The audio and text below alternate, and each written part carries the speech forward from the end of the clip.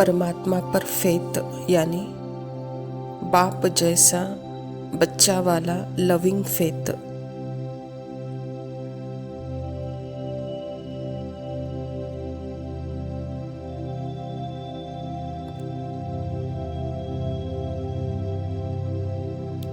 अगर अभी भी यह लगता है कि मैं कुछ हूँ, मैं अलग हूँ और परमात्मा मुझसे थोड़ा दूर है,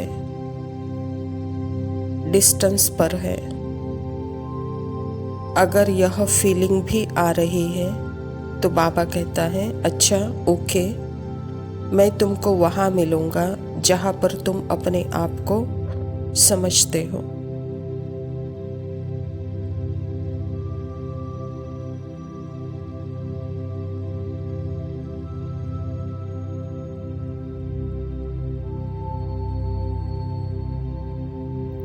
हे मन, जैसे बाबा मन से बोलते हैं कि तुम अपने आप को जहाँ समझते हो तुम मुझसे दूर हो, तो मैं तुमको बोलता हूँ मैं भी बहुत दूर से आता हूँ।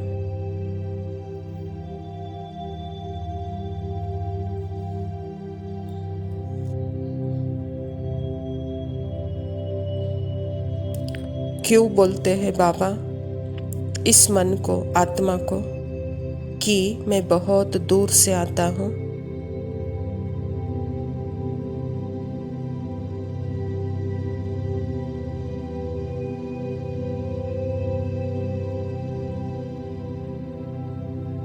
क्योंकि बाबा उस माइंड को वहाँ मीट करना चाहते हैं, वहाँ मिलना चाहते हैं जहाँ पर वह आज है।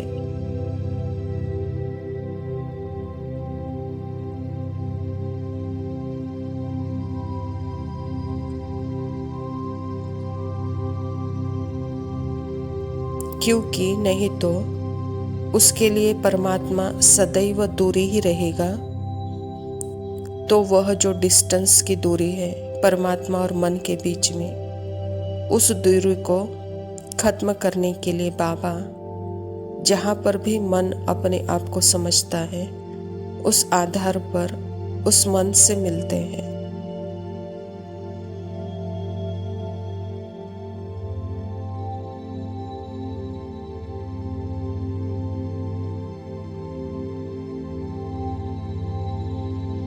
क्योंकि कोई मन समझकर चल रहा है मैं अभी सेपरेट पर्सन हूँ, बहुत दूर परमात्मा से हूँ, इस दुनिया में रहता हूँ, ऐसे समझकर चल रहा है।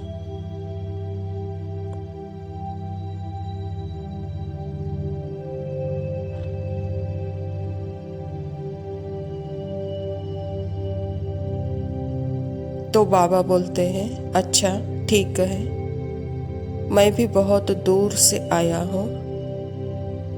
यह जैसे कि पोएट्रिक शब्द है, भाषा है, यह बोलने का तरीका जैसे काव्यात्मक है।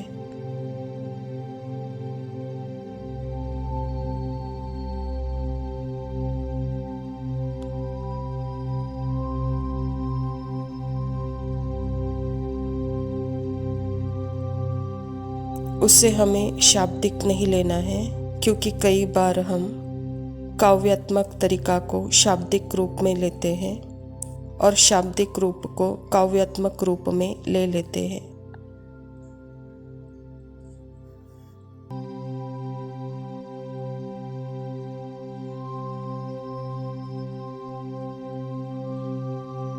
तो बाबा हमें बोलते हैं कि अब मैं तुम्हारे पास आ गया हूँ हे मन, अब तुम जितना मेरी नज़र से अपने आप को देखोगे तो तुम्हारा अपना सेंस ऑफ सेपरेशन खत्म होता जाएगा।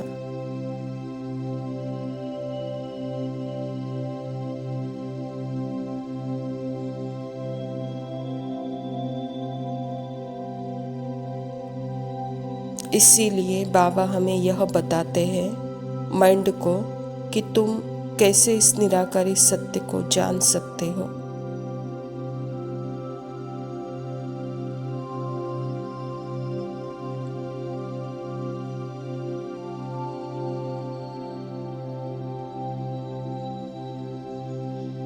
इसमें अहंकार आने का दरवाजा एक ही शब्द है। वह कौन सा शब्द? वह मैं है।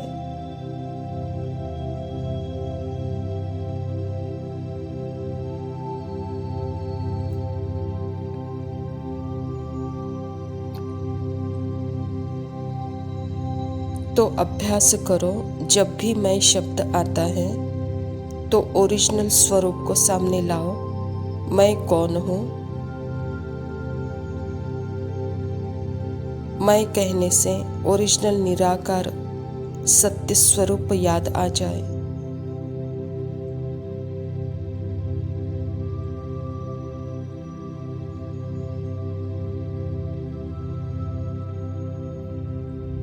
तो जितनी बार मैं शब्द यूज करते हो, सोचते हो या बोलते हो, उतनी बार ध्यान रखो मैं आत्मा ओरिजिनल स्वरूप निराकार है, यह याद आ जाए।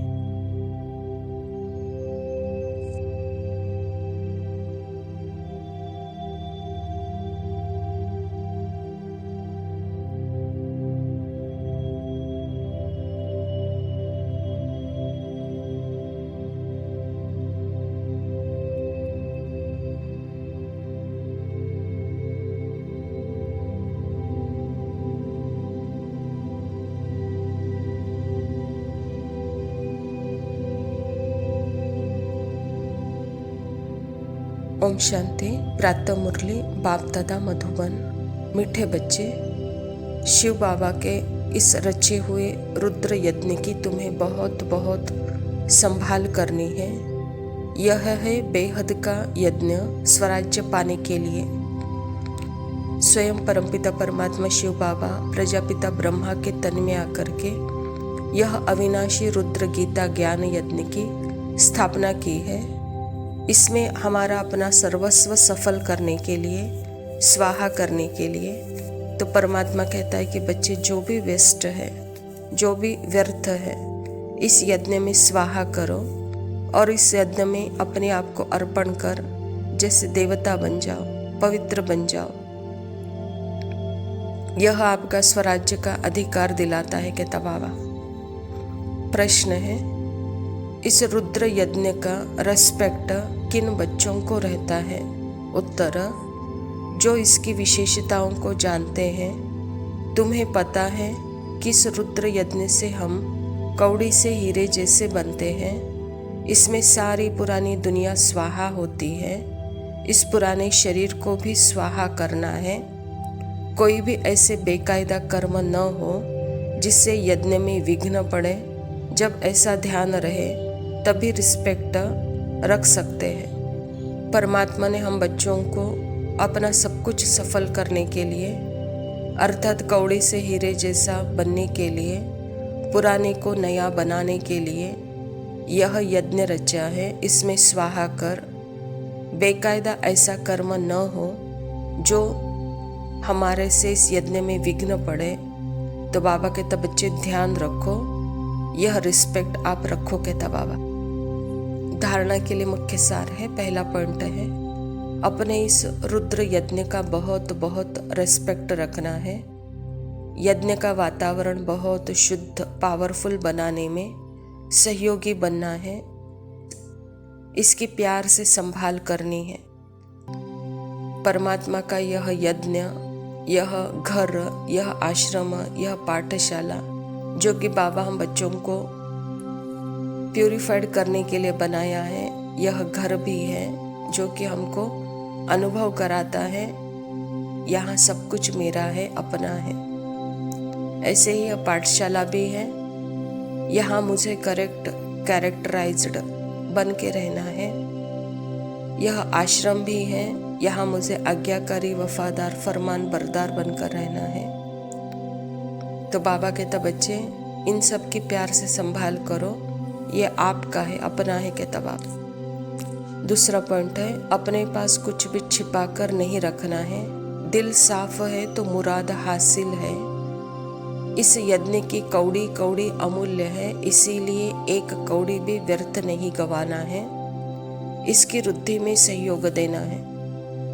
परमात्मा के यज्ञ में कोई भी अपना पैसा डालते हैं तो वह पैसा एक कौड़ी नहीं, बाबा कहता बच्चे वह हीरे समान है, वह बहुत वैल्यूबल है। वह कहाँ लगाना है, कैसे लगाना है, यह भी बाबा आपके द्वारा कराएगा। लेकिन बाबा को आप वह समर्पण करो, बाबा को अर्पण करो, तो वह जैसे आपके खजाने में वृद्धि करेगा। तो बाबा को देने से जैसे वृद्धि होती है, हमारे में कमी नहीं होती है। वरदान है, तीनों कालों को सामने रख हर कार्य में सफल होने वाले सदा विजयी भव। लौकिक रीति में भी जो समझदार होते हैं वह आगे पीछे सोच समझकर फिर कदम उठाते हैं। ऐसे यहाँ भी आप बच्चे जब कोई कार्य करते हो तो पहले तीनों कालों को सामने रखकर फिर करो। सिर्फ वर्तमान को नहीं देखो, बेहद की समझ धारण करो और विजयीपन के निश्चय के आधार पर व त्रिकालदर्शीपन के आधार पर हर कर्म करो व हर बोल बोलो, तब कहेंगे अलौकिक व असाधारण। बाबा कहता बच्चे, परमात्मा के साथ होना अर्थात असाधारण होना। असाधारण आत्मा बन करके तीनों कालों को सामने रख करके कोई भी कर्म करो, बेहद के स्थिति में रहो, तो वहाँ विजयीपन के निश्चय नशे के आधार पर, त्रिकालदर्शी के आधार पर आपका हर बोल हर कर्म अलौकिक और असाधारण होगा, कहता बाबा। स्लोगन है, हद के किनारों को छोड़ एक बाप को सहारा बना लो तो पार हो जाएंगे। अच्छा मीठे मीठे सिखिला दे बच्चों प्रति माता पिता बाप दादा का याद प्यार और गुड मॉर्निंग। रूहानी बाप की रूहानी बच्चों को नमस्ते। हम रूहानी बच्चों की रूहानी माता पिता बाप दादा को याद प्यार और नमस्ते। लव यू बाबा, शुक्रिया। ओम शांति।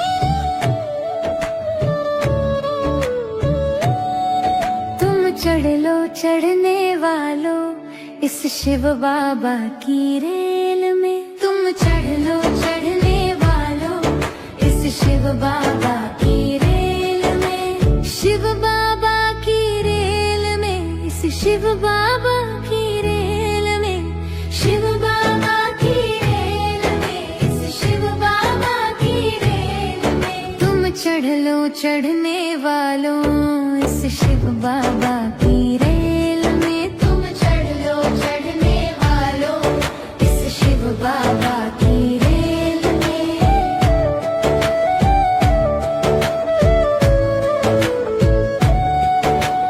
परम धाम से गाड़ी आई, मिलकर बैठो बहन और भाई। परम धाम से गाड़ी आई, मिलकर बैठो बहन और भाई। तुम सुन लो मीठी मुरली, क्यों फंसे हो झूठे खेल में। तुम सुन लो मीठी मुरली, क्यों फंसे हो झूठे खेल में। अरे चढ़ लो चढ़ने वालों इस शिव बाबा की रेल में।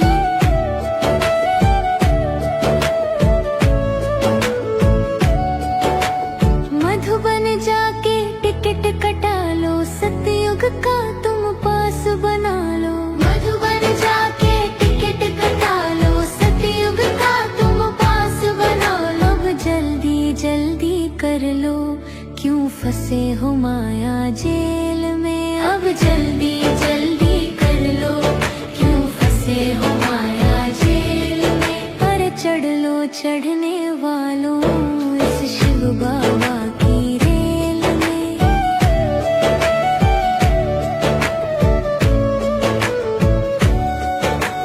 ब्रह्मलोक में होगा जाना, शांति का ठिकाना पाना। ब्रह्मलोक में होगा जाना, शांति का ठिकाना पाना।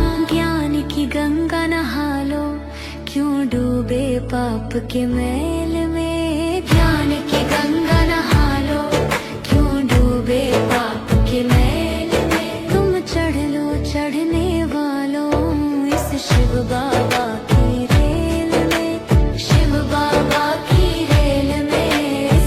बाबा की रेल में। अरे चढ़ लो चढ़ने वालों इस शिव बाबा की रेल